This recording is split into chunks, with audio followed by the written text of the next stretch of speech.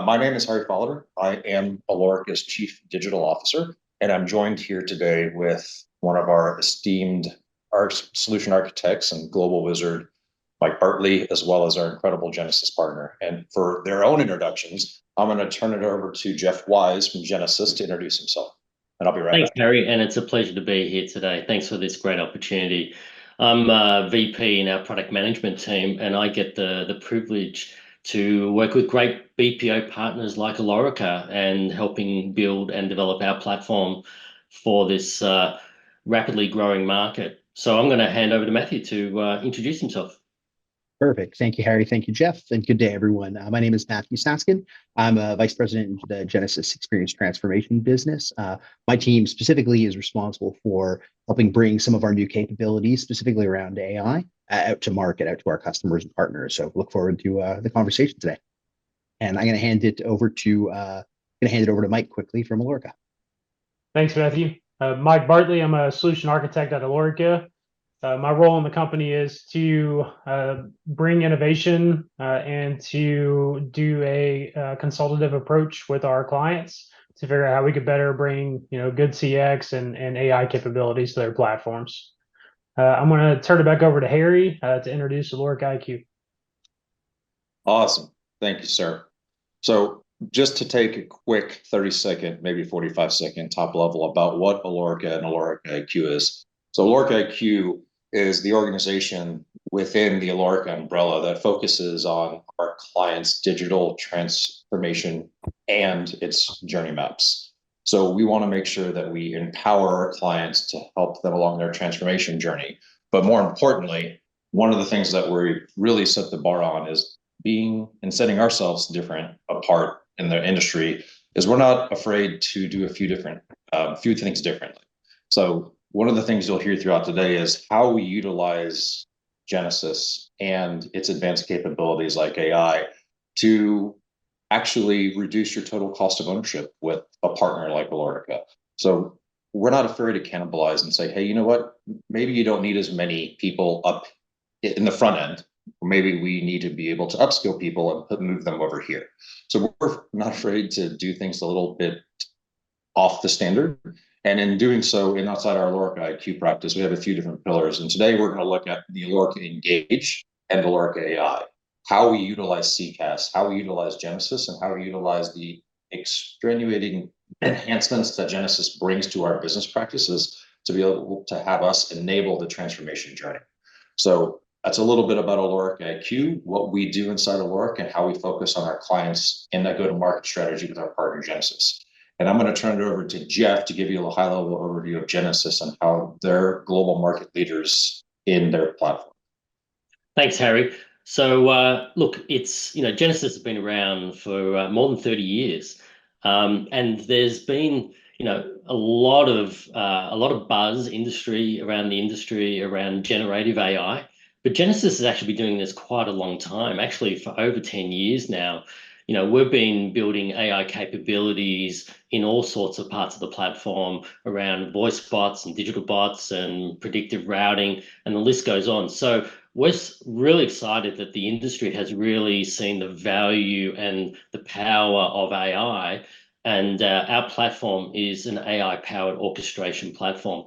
And as a result of that, through our great partnership with Alorica and Genesys, we've had the opportunity to help deliver and power some great customer outcomes using these foundations for driving really compelling AI-powered customer experiences. So the partnership, we continue to innovate together and drive real value, but more importantly, real tangible outcomes. So that's a little bit about Genesys and what we're doing with Alorica. And back to you, Harry. Awesome. Thanks, Jeff, for the quick overview. So quick ground rules before we get started here. There is a question and answer Q&A section of the part of the webinar that we invite all of our audience members to please, as we go through the presentation today, feel free to ask questions. We'll spend some time at the very end answering those questions, going through so we can learn together and learn how we are enabling our clients and potential clients out there on this incredible platform. So with that, I'm going to transition it to Mr. Bartley so that he can kick us off here. Great. Thanks, Harry.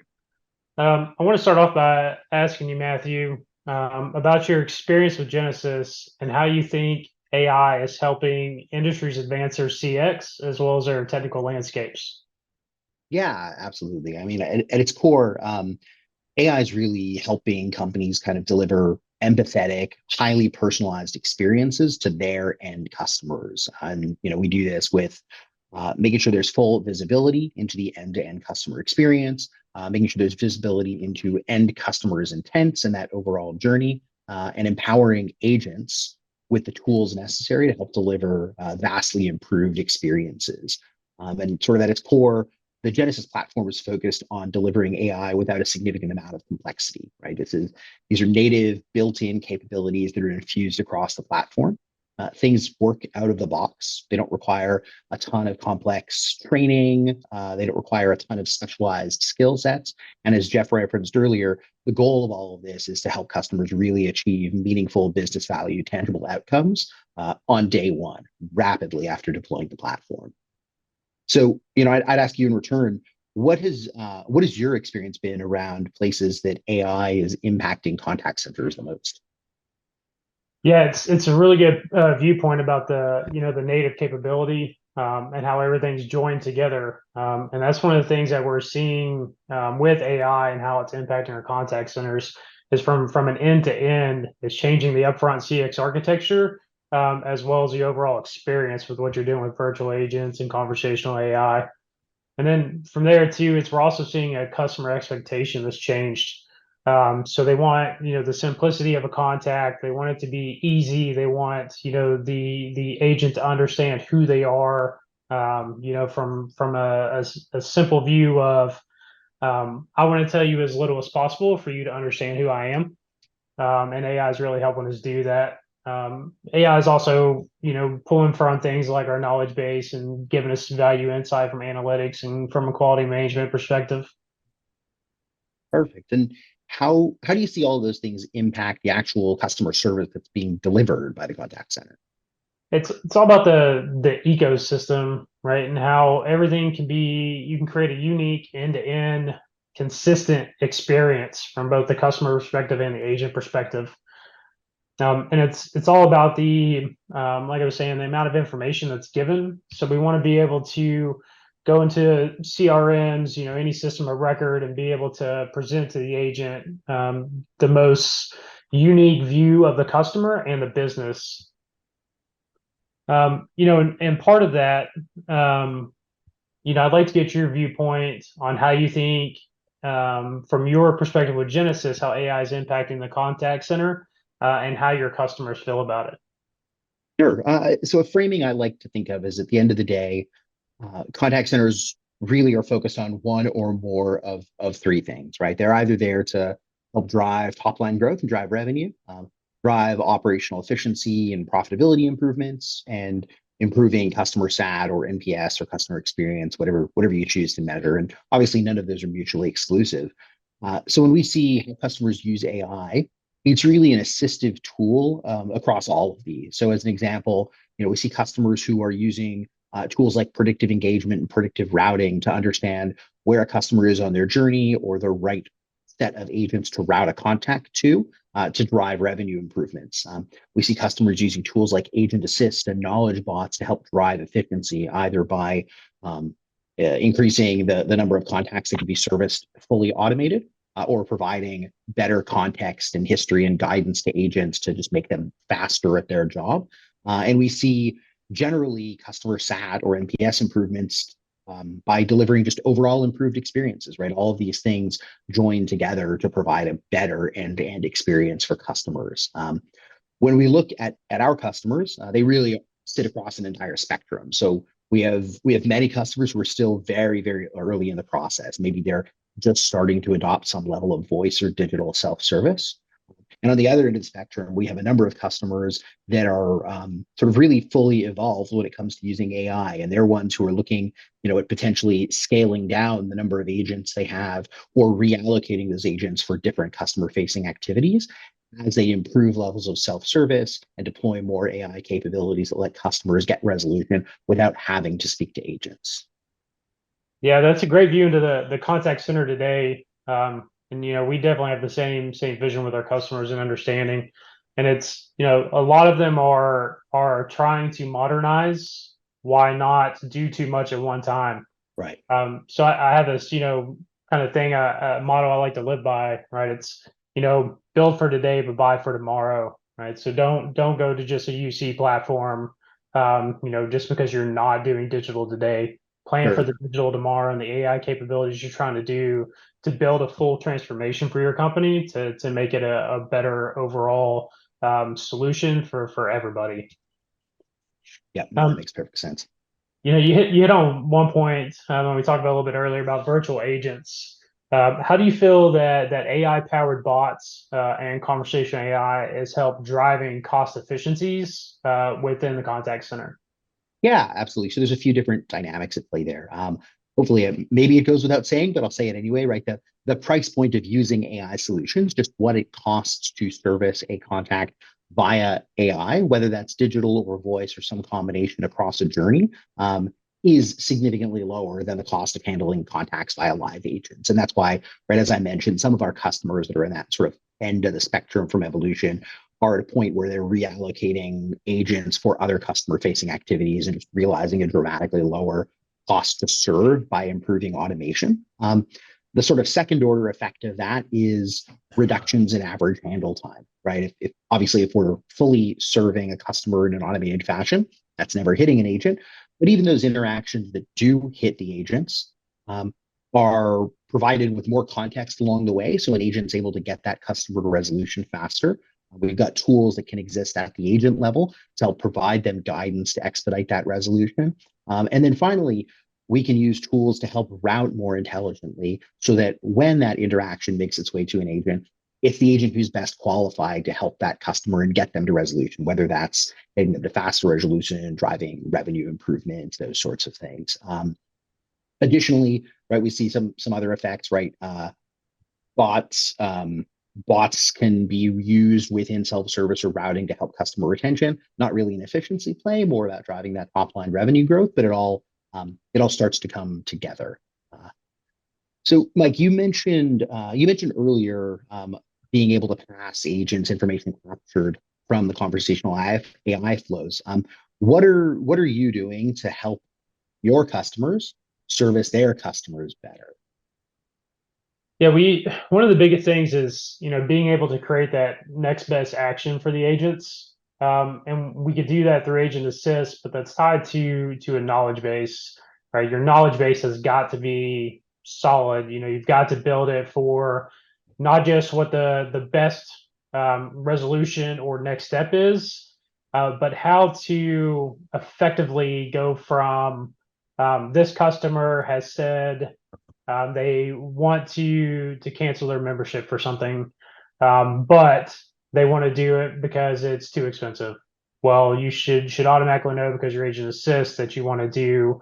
Well, here's a promotion we're running, things like that. Or if it's like a beauty company, we want to know that they're canceling because the doctor said so. Well, we don't want to offer you anything else, right? Because there's a medical reason. So we want the agent to know don't mess with this. Give them what they need. They need to cancel, right? So those things that we're able to do with that, but not just that. As you mentioned, it ties back into the conversational AI piece of it on the upfront, which does help bring that reduction down because you're having your bots take that data from your knowledge base and present it to the customers, and not an FAQ bot style, but in more of an intelligent conversation of how to properly contain, serve the customer, and route. So that's one thing that we've really found is useful around that. Excellent. So, right, a theme of the conversation so far is that there's the potential for there to be a number of moving pieces when it comes to deploying AI solutions. What's the Alorica perspective on helping clients create really agile, scalable environments when they're deploying and then having to maintain these AI solutions over time? It starts on our development side, and it really has to do with the ease of architecture inside of Genesys. There's a lot of things that you can do from an advanced perspective down to the most simplest task that can be reusable.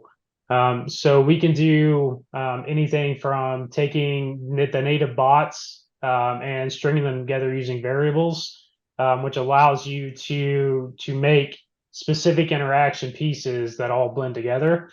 And then it's also, you can go a little more advanced if you need to by doing a bring your own bot, which we're allowed to do. So if somebody has, the preference for a particular solution that they've already built for their existing UC platform, 99% of the time it's a direct integration already with Genesys. And even with the bring your own bot, you can bring literally any bot that's on the public market today into the architect flows, which is great. But I prefer using the native because everything's there that we need. We've not had to go outside a single time yet. And then I mentioned the reusable task. We can build those in our dev environment that contain no customer specific data. So that way, when we get a new launch or we're launching a new line of business for an existing customer, we can just literally export, import, and modify verbiage on it that we need to do. And then, from there, it's also a big thing about, the way Genesys is built and constructed, right? It's, one of the things y'all are known for is being born in the cloud, right? You all use microservices and you're an API first company, which makes everything easy to integrate and it just flows smoothly. Excellent. Thanks. Talking about how easy the bot flow and all that is to set up and the way that, you can string everything together. I'm wondering when it comes to AI driven chatbots and AI setup, things like that. Do you have any recommendations for how organizations who are new to AI can start doing something with that?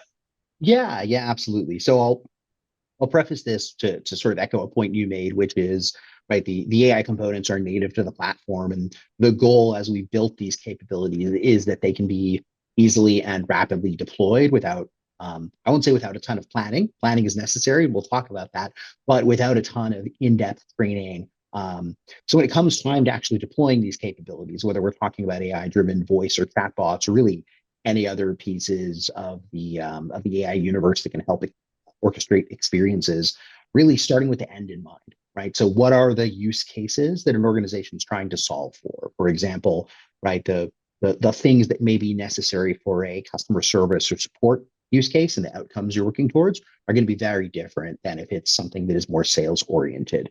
The other thing is really, are those use cases and is the desired outcome you're looking for sort of generic or horizontal in nature, right? Is this really about helping direct a contact to the right place or do some basic information retrieval? Or are they more vertical in nature and fully transactional? Are we trying to help a customer complete an end-to-end banking transaction or access some piece of medical history or some other sort of end-to-end solution? And those things start to drive what is the right tool for the job.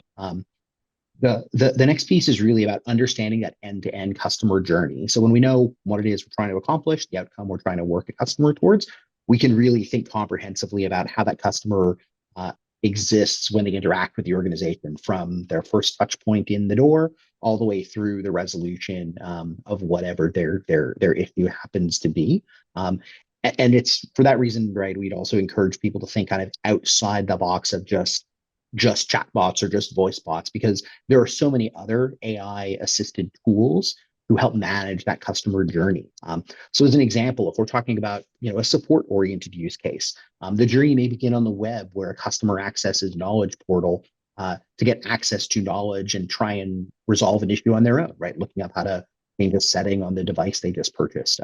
From there, maybe we detect via predictive engagement they're having a problem, and you can escalate that to some level of bot-based self-service. If the customer can resolve it themselves, fantastic. If not, maybe that's the point in time that we escalate to a live agent and use some AI capabilities to make sure we're routing that most efficiently to the agent that can solve that problem, either because they have particular knowledge of that customer, particular knowledge of that product or service, or a combination of those things. If we shift gears a little bit and think about sales-oriented use cases, right, that journey, again, probably begins on the web with a customer browsing to find some particular set of information about a product or service. We can again use tools like predictive engagement to proactively engage that customer at the point in time we think, or that the AI tells us they may be most likely to convert.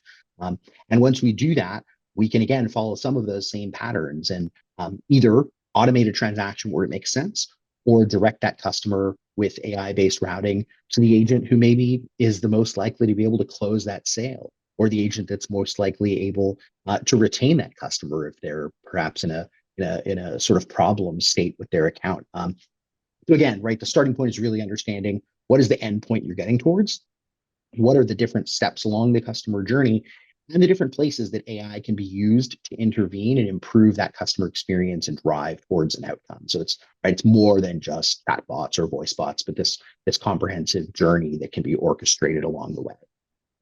Yeah, one of the things I really like about that you mentioned at the end around the predictive engagement is that it's one of those things that when people see it, they think complex AI, but it's not difficult to build with the way that Genesys has designed the integration. And it's also one of those things that a company who's just getting into AI may find more valuable than most other tools, Sure. because they're able to get journey mapping along with it. Right. So the more you understand about the customer journey, the better decisions you can make when you start building your conversational AI and doing your chat bots, and along with your agent assist as well, because you're going to know what they're specifically saying. Right, 100%. I mean, in fact, we see customers who use it, to your point, as a starting point to understand what does that customer journey on the web look like before they decide to turn on more advanced capabilities and actually intervene in that journey and try and drive some sort of outcome. So we're going to shift gears, shift the conversation a little bit here. Broadly, companies seem to be somewhat afraid of generative and general AI and sort of how it's evolving. Why do you think that is? Yeah, it's a fun question for me, right? Because people think one, AI is going to take all of our jobs. It's not, because somebody has to manage it, right? But then the other ones, especially from my generation, are Skynet, right? Terminator's coming to take over, and that's not what's happening, right? It's you're always going to have bad actors when it comes to any type of technology and capabilities. Our job as industry leaders is to build as much protocols and security and access control around AI so that it does things for good, and it can only do what we direct it to do. So we set parameters, we set guardrails around it to make sure that everything's secure. It's from the IAM level to the database access level, so that we make sure that it is very limited. And we also focus on the human in the loop, right? So we're not setting up an AI to go tell the AI what it can do. We're setting up a person who is an expert around the security and the infrastructure to go and say, here's what you're allowed to do, and I'm going to watch you to make sure that this is what you're doing within the parameters. And so I think that's some things that people, are going to become more familiar with, and be less afraid of what it can do and more excited about the capabilities and lean into it to bring their companies more modern and into tomorrow. Got it. That makes sense. The last point, sort of talking about human in the loop a little bit, is interesting. Can you expand on that a little bit?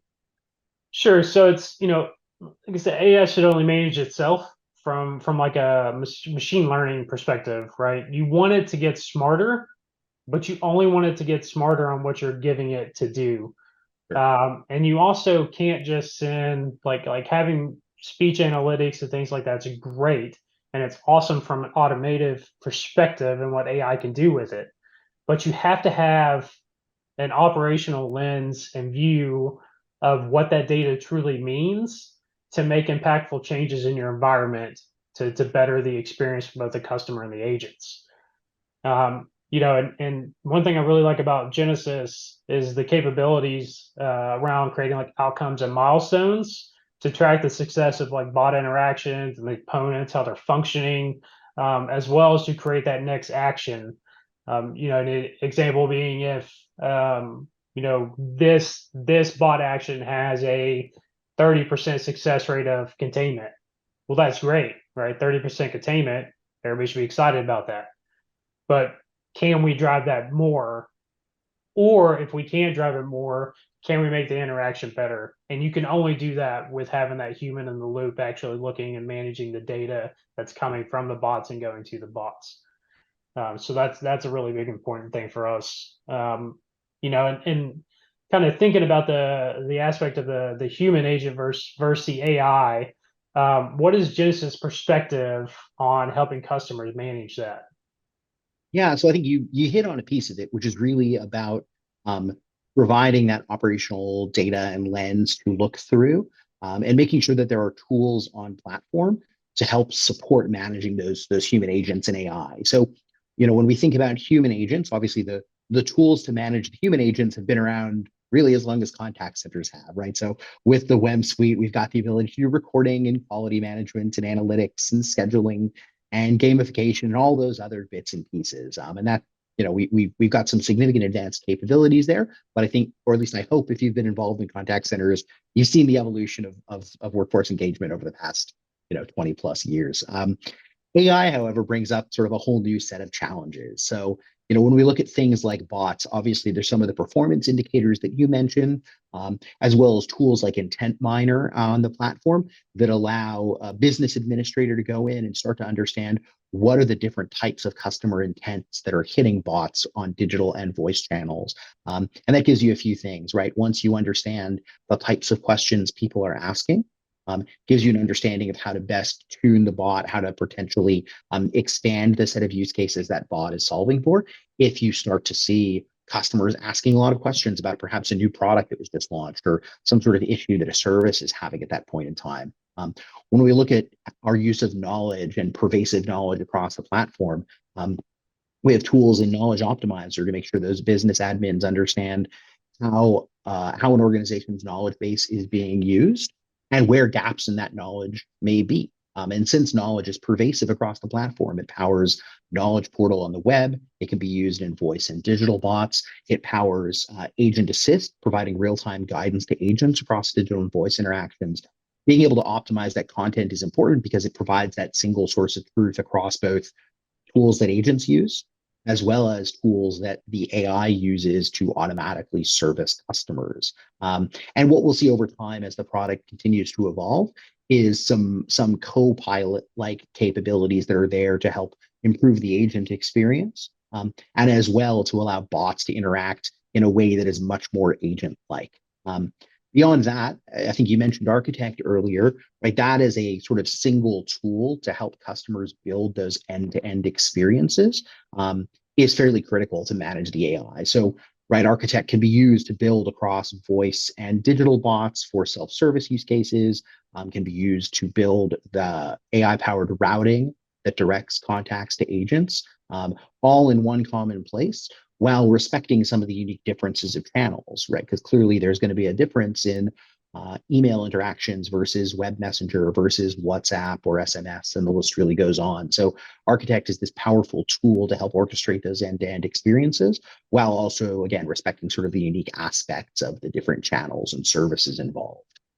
Yeah, I think one thing that we've touched on a little bit, and you specifically called out just now, was the agent experience piece of that. That may be undervalued by a lot of people because they're more focused on the CX aspect. Mm-hmm. But if you're making the agent experience just as good as the customer experience, you're going to drive retention of your agents and your customers at the same time. So you're going to have a more tenured staff who knows your business better, who understands your brand. So I think that's a really important part of that. Undoubtedly. And as you mentioned before, despite the fears, AI is coming to take everyone's job, right? I had indicated we've got customers who, while they ramp up self-service and automation, are reallocating agents to other customer-facing activities. So I think it's important to note, right? It's improving that agent experience through automation and through assistive AI tools that really help drive that, right? So it reduces the complexity and cost of hiring and training agents. It makes them more efficient at their job. It makes customers happier. So all of these things work in concert with one another. Absolutely. That's awesome. So you've mentioned along the way that Alorica leverages data to help improve sort of operational and AI capabilities. How do you think about applying some of these things to quality assurance and to ensuring quality in the environment? Yeah, I think it's really important to understand, the few factors around it, right? You all have evaluation assistant, which allows us to increase the number of evaluations that can be completed, while decreasing the time to do it. And that's all done through the speech analytics, and the way that topic trends get created. And it's I'm actually meeting with a client next week specifically on the topic trends piece, because they have the insight they want into their speech and analytics, but they want to understand more about how they can create their own topic trends, how they can revise them, how they can update phrases. And the point of that and how it ties back to the evaluation assistant is that we can set up, let's say it's a sales program, and there's 3 key phrases that they have to say every single time to generate revenue. We create those as individual topic trends, and then we tie those topic trends into the evaluation form. And then the QA just goes in, they literally click on an interaction, they click evaluate, and it auto-populates based on if they did or did not take those actions. So it kind of takes potential for human error out of it, while also having someone with the skills to properly evaluate, build, and set up the way that the quality management gets done. So instead of doing, 2 to 5 evaluations a week per agent, we're able to do significantly more with that. So it's helped automate itself, give more value into the speech and analytics that we're doing. It also helps us understand the customer satisfaction and how that's tied to everything. Excellent. Thank you. Okay. So excellent conversation, Matthew. I think now we're going to dive into some real world success stories. And we're going to talk about how, we have practical AI success cases from both Alorica and Genesys. Sounds good. Hey, Mike, before you guys get started, I just thought I'd give a quick reminder to the audience that during our conversation, if you have any questions about any of the topics we covered or going to cover, please make sure that you utilize the question and answer option in the webinar window so we can get to some of your great questions at the end. Thanks, Harry. So the first one we're going to talk about, it's a leading skincare company that Alorica supports. We have done significant amount of changes into their environment because it came to us with a lot of challenges a couple of years ago, which was the limited visibility into the call drivers. So what were the customers actually contacting about? As well as specifically to types of retention calls. So people wanted to cancel. What are they actually saying when they want to cancel? They also have an aggressive cost reduction target. They were wanting to do 30% year over year, while still keeping that good CX on the upfront.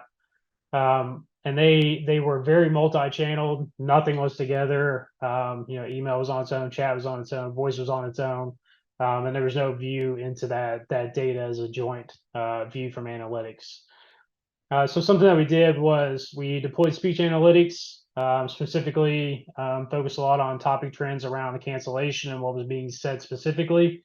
And then we did transcriptions and a lot of virtual agent reporting with the milestones and outcomes inside of Genesys that helped us build some self-service around order status, which ended up being a significant portion of their calls. And that created, specifically to that one category, we had 32% containment inside the IVR. And then inside the digital flows, we had 33%. And that came to an overall total containment percent of 15% on voice channel and 18% on chat, which let us take the best performing agents on retention and get calls routed to them through predictive routing, which immediately increased an 11% improvement on customer retention.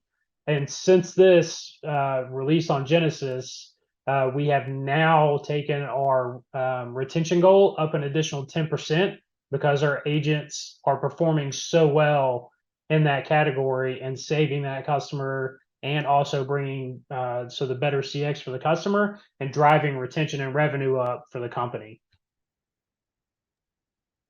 Excellent. Those are fantastic results. Thanks, Matthew. So I'm going to turn it over to you to go over some Genesys use cases. Perfect. So first customer we're going to highlight is Virgin Atlantic, and if you sort of look over the challenges that Virgin was facing, I think it's not dissimilar to what we see in most of our customers out there. They are running, at least to start, usually complex environments, lots of disparate legacy solutions, and a whole host of challenges that come as a result of that, right? Lack of visibility into end-to-end customer journey, feature and function gaps, perhaps no ability to deploy digital channels or start deploying AI-based automation, things of that nature. So they had this disparate environment and really needed to standardize and needed to do it fairly rapidly. Our initial deployment with Virgin brought their digital channels live in something like 7 or 8 weeks after clicking go, with voice following a couple months later. And their environment's a really interesting one. So they're using our native knowledge-based capabilities and agent assist to help provide that real-time guidance to agents and make the agents more efficient. As you mentioned earlier, Mike, and our ability to integrate with third-party AI tools as well. They are using a third-party voice and digital bot that was previously integrated with a disparate platform and was brought over and integrated with Genesys. And they're in the early stages of looking at predictive engagement to better understand and intervene with the customer web journey. And sort of as a result, a couple things happened. First, they were able to consolidate platforms. In their case, it was getting rid of 4 or 5 disparate legacy tools and bring almost everything exclusively onto the Genesys platform. The second was, as a result of that, they started to have this common view of the customer experience cross-channel and could sort of understand what do their customer journeys look like end-to-end, regardless of whether they were on digital or voice channels, regardless of whether they touched a third-party bot or not, since it was all integrated and orchestrated with the Genesys Cloud platform. And at the end of the day, they've seen something like a 40% reduction in the number of open tickets that are being sitting in their system. In other words, they're able to resolve customer inquiries on that first contact and really drive improvements there. And then, a fairly significant reduction in the number of social media contacts that end up being escalated to agents. They're able to handle a fair bit of those via self-service. So their primary goal of simplifying the environment was achieved with some fairly reasonable business outcomes over the top of that. Next, we're going to spend just a few minutes on Coca-Cola as well, another Genesys customer. So Coca-Cola's challenge was, put simply, high volume, right? Lots of calls, often repetitive from customers about some fairly simple things: order status, changes to their accounts, repairs to their equipment, questions about the equipment that's installed in their restaurant or their store, and a challenge that should seem familiar to many, I think. Not enough people to handle all of those interactions. So long hold times, huge delays in getting customer issues resolved, challenges routing those contacts to the right groups within Coca-Cola. So again, fairly commonplace challenges we see across a variety of customers. So their starting point in the AI journey was to deploy AI-powered voice bots, since that was their primary channel for interaction with customers, designed to handle a wide variety of inquiries across sales, service, and support. Additionally, with the context gathered from bots, they were able to start routing contacts in a more intelligent manner, again, to those sales, support, service type agents to drive efficiency.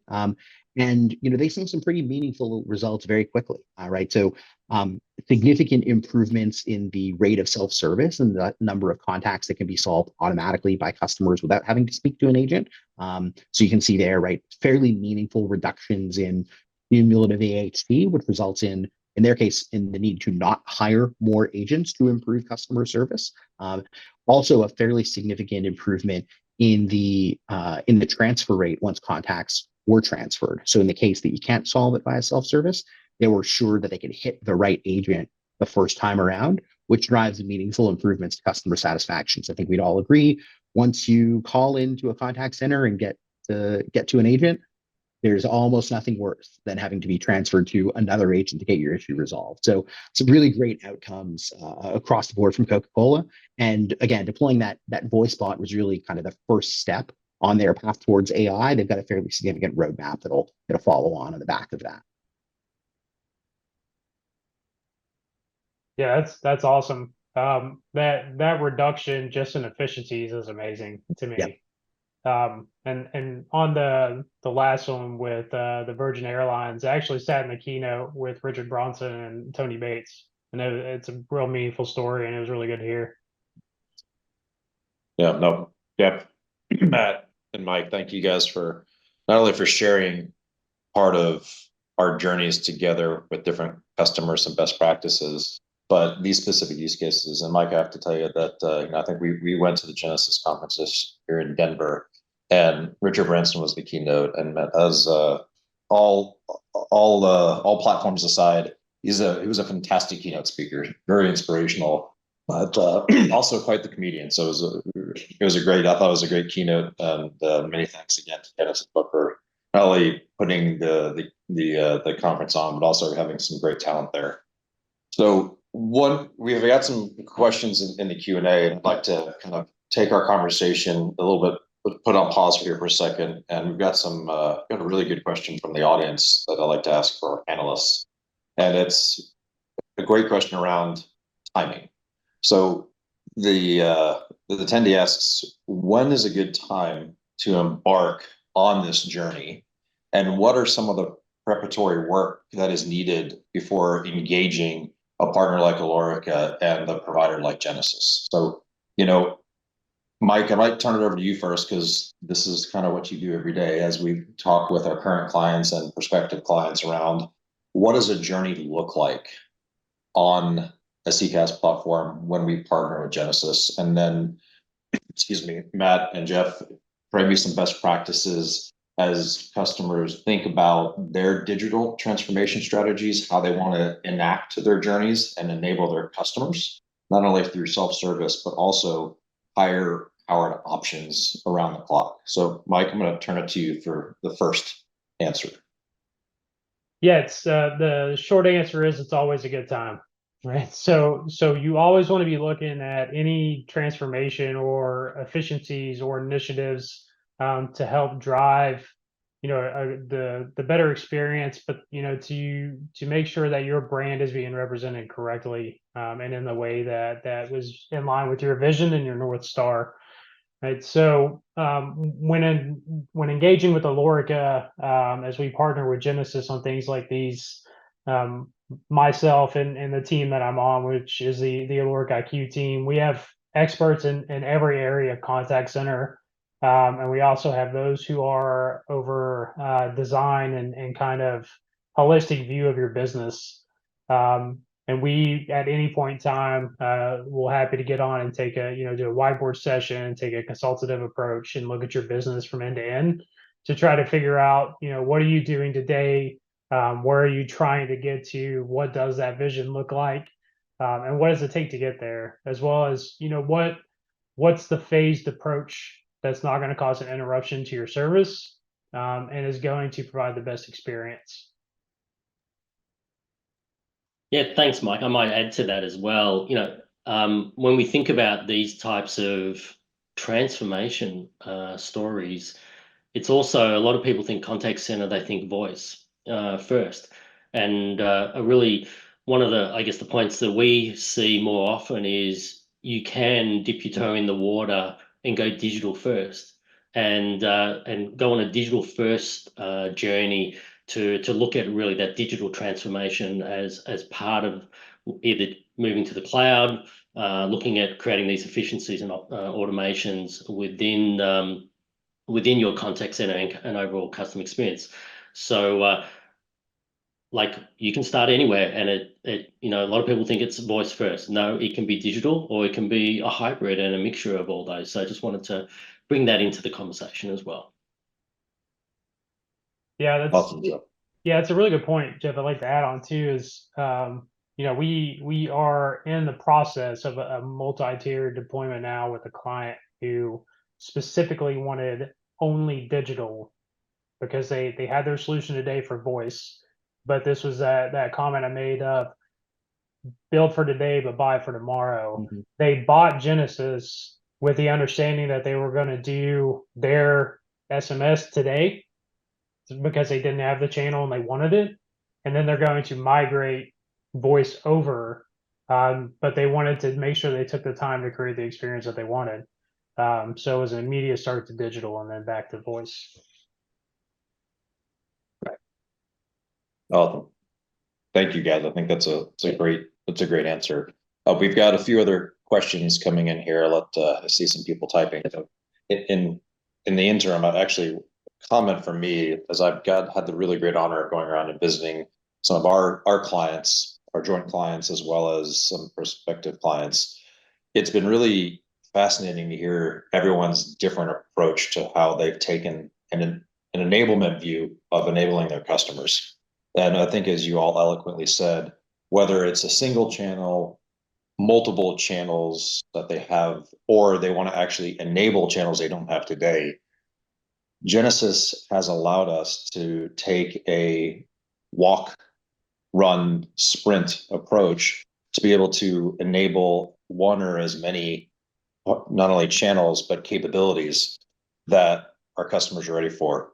And everything from secure payments, because within the App Foundry, the ability to integrate into so many different end-to-end systems allows the journey to get to a single pane of glass approach, where not only empowering the agent to handle everything quickly, efficiently, and correctly with quality in one screen because of all the different integrations and the ease of the platform, as Mike talked about, but also the ability to have it be easy for the customer to engage with. So you're not having to, Matt, as I think you said, as you alluded to, not having to go through the eternal transfers. And it doesn't have to be an agent transfer. It could be a behind the scenes IVR or queue transfer. It allows it to intelligently handle objections or requests in a multitude that is fluent and natural to the person either calling, texting, WhatsApping, Apple Business Messaging, name your channel here, and in the language of their choice as well. So it's a great interoperable platform. So I will. There's a question here around how do AI enhanced contact center solutions offer control mechanisms to handle and learn from the customer feedback? So enabling continuous improvement in the service delivery. I think that's an incredible question. So how do these platforms help us learn from the interactions and engagements that we have every day? Yeah, I'll jump into that one first. When we look at some of the AI capabilities in the Genesys Cloud platform, things like predictive routing, our AI-based tool to help get contacts essentially routed to the appropriate agent to deliver an outcome, are sort of by their very nature based on a feedback loop. So, there's machine learning happening under the hood to identify agents who are particularly skilled at delivering a certain metric outcome. Could be a reduction in average handle time, could be revenue KPIs, and tuning the algorithm to help optimize the routing of certain contacts to those agents. And that continues to reinforce itself and get better over time. When we look at things like pervasive knowledge across the platform and its use in Agent Assist and its use in bots for customer-facing bots, we've got feedback tools built in there. So, right, a simple thumbs up, thumbs down can start to build that feedback loop to understand what knowledge articles, what content is the most effective to handle particular queries or particular sets of interactions that a customer may be engaging with. And then kind of finally over the top, as I mentioned earlier, we've got a whole host of operational lenses that are there to help business administrators manage that feedback loop as well, identifying where there are gaps in intents that a bot can't solve or that knowledge may not exist for, and driving the creation of new content that can then be pulled into the system where tools like some of the automated feedback begin to take over. Awesome, Matt. Thank you. I've got one, I think that is up your alley. So attendee asks, we all recognize the critical importance of the agent and workforce experience in the delivery of customer experiences. Does Alorica have a methodology for understanding each agent's unique technology experience? And if so, are you considering using AI to manage agent scheduling and avoid sending clients to impaired agents? Sure. So there's quite a few things that we could do from that that aspect. So inside of Genesys, we've got WIM, which is the workforce management tool inside of it. It's got real-time adherence, things like that, and also scheduling capabilities, from a mobile aspect as well as from the actual console aspect. And it's really easy to manage and to see what the agents are doing, and to have a full view of what's happening inside of your contact center. From that, it will notify the operational side. This person's out of adherence, or this we see this person is out of this threshold, because we can set up alerting. So if they've been idle for this amount of time, or if they've been on a call for too long, things like that, to be able to help tailor and understand what's happening to the agents, so that we can kind of avoid that situation with an impaired agent. Awesome, Mike. Thanks. And helping that helps increase the overall customer experience if we understand that an agent is ready to take their call, and that the self-service options might not have been the greatest use case, so that someone's ready to help and solve that problem quickly. Not only for the person who's trying to get help, but also for the brand that's delivering their assistance in either purchasing or receiving the assistance on other brands. So Matt, actually, the next one's Matthew. The next one's for you. I think this is a great one because it's around ethical AI and how contact centers are utilizing AI guardrails around it. So, I think it's apropos, because I was on a flight back this morning. I was watching the newest Mission Impossible movie, and it's all about evil and killer AI, and it's going to take over the world, and it's bottom of the ocean but controlling the world. So, fact from fiction is important. It's great fiction, but the reality is that's not really the case. So the attendee asks, how can organizations maintain oversight and control over AI applications and contact centers? What mechanisms are in place to ensure alignment with business objectives and optimal customer experience? Excellent. That is a great question. And I think there's two pieces to that. So for the first point, right, oversight and control and so forth. When we think about our platform, as a platform, Genesys Cloud conforms to some of the most rigorous data privacy and security protocols globally. And as we build our AI capabilities, mostly first party on top of that, they build on top of that. So we've got a sort of secure foundation that AI layers on top of from its point of ideation all the way through. Additionally, right, we have a sort of strong AI ethics set of policies and guidelines in place to help maintain and ensure at a platform level that we're not doing things like using customer data for training AI models or allowing customer data to be moved between instances or organizations. So we've got those sort of strong platform level guardrails in place so that no matter how something is used or configured over the top, at a platform level, we are ensuring the validity of data and sort of protecting access to information to avoid some unintended consequences there.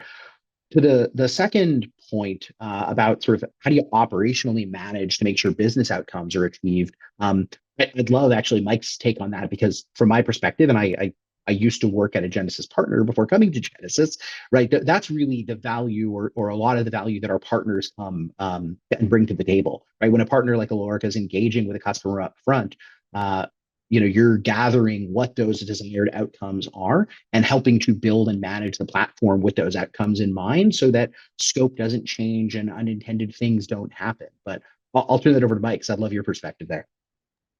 Yeah, I mean, 100% agree. It's all about who you give access to the data, how it's managed, how you control it.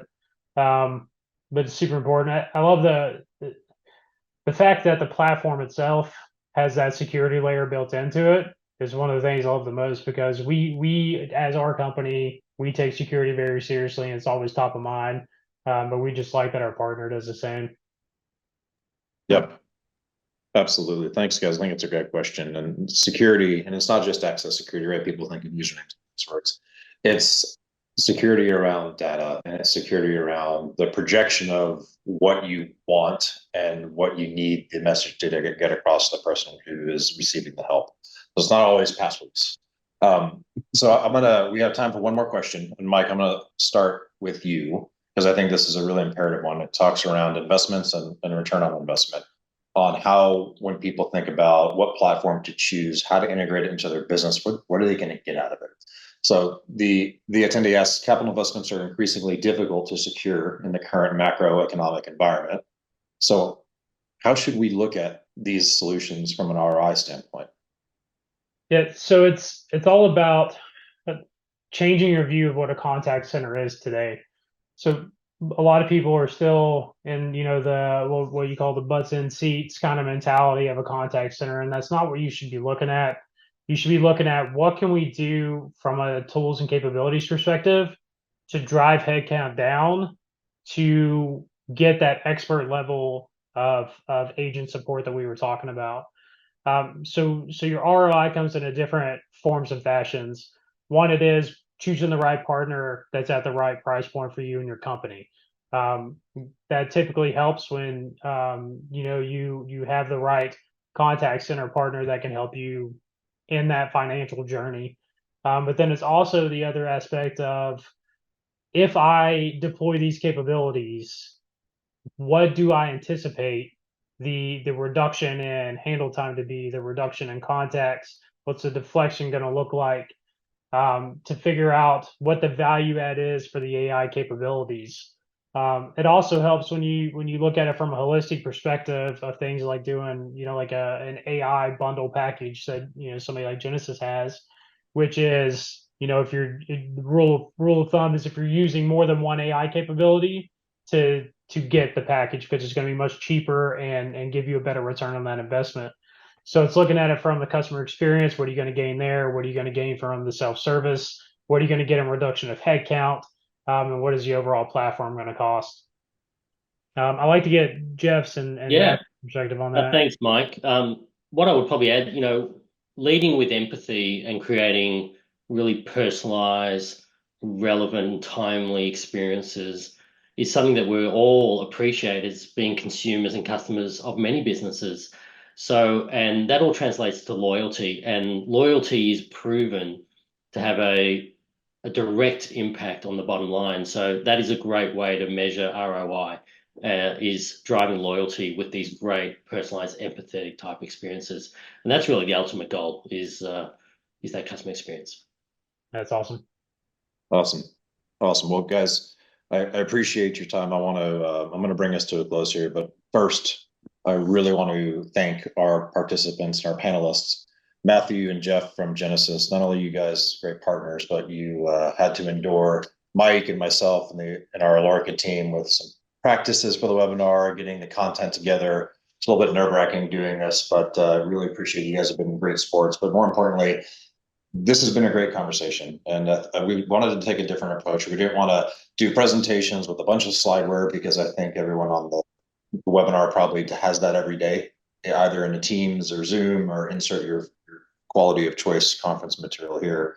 We want to really have a conversation about how in the real business world do we make effects of care and experience. And I think, Jeff, you said it the best.